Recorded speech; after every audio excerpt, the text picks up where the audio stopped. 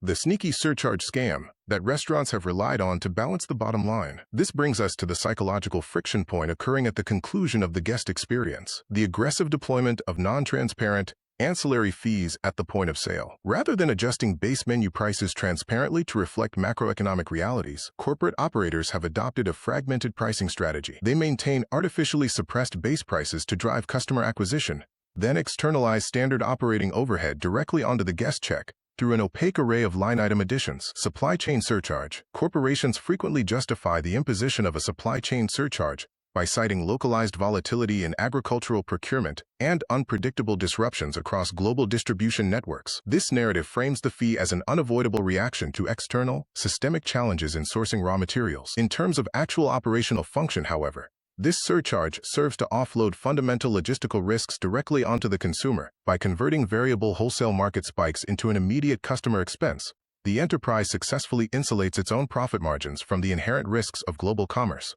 Healthcare mandate fee. When introducing a healthcare mandate fee, corporate communications typically emphasize the necessity of maintaining compliance with statutory employee benefit regulations and local healthcare mandates. This positions the company as a responsible employer, navigating complex legal requirements. The actual operational function reveals a strategy of externalizing internal human resource and regulatory compliance costs. Instead of absorbing these statutory requirements as a standard cost of labor, the organization converts basic employee overhead into a distinct, separate consumer tariff listed at the bottom of the receipt. Inflation adjustments. The corporate justification for inflation adjustments relies on the premise that such measures are an unavoidable response to general macroeconomic currency depreciation and escalating wholesale costs. It presents the fee as a reluctant but necessary adjustment to broader economic realities. Operationally, this mechanism functions as an artificial preservation of corporate margins. It allows a business to raise revenue dynamically while avoiding both the capital expenditure and the perceived brand risk associated with printing updated, streamlined menu materials or permanently altering baseline pricing structures. Credit card processing fees. Proponents of credit card processing fees argue that these line items are necessitated by rising interchange tariffs levied by major financial institutions and payment processors. This positions the business as an intermediary merely passing along an inescapable third-party penalty. In practice, the actual operational function of this fee is the total shifting of transactional processing costs to the end user. Rather than absorbing merchant fees as a standard cost of doing business in a modern economy,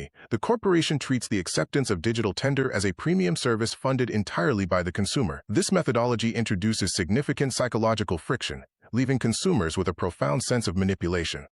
A transaction that appeared economically viable based on menu architecture transforms into an inflated final liability upon receipt generation. In an economic climate where discretionary spending on food away from home is increasingly scrutinized, these deceptive pricing strategies severely fracture consumer trust. Diners are shifting their patronage away from legacy chains in favor of independent operators and progressive concepts that practice radical fiscal transparency.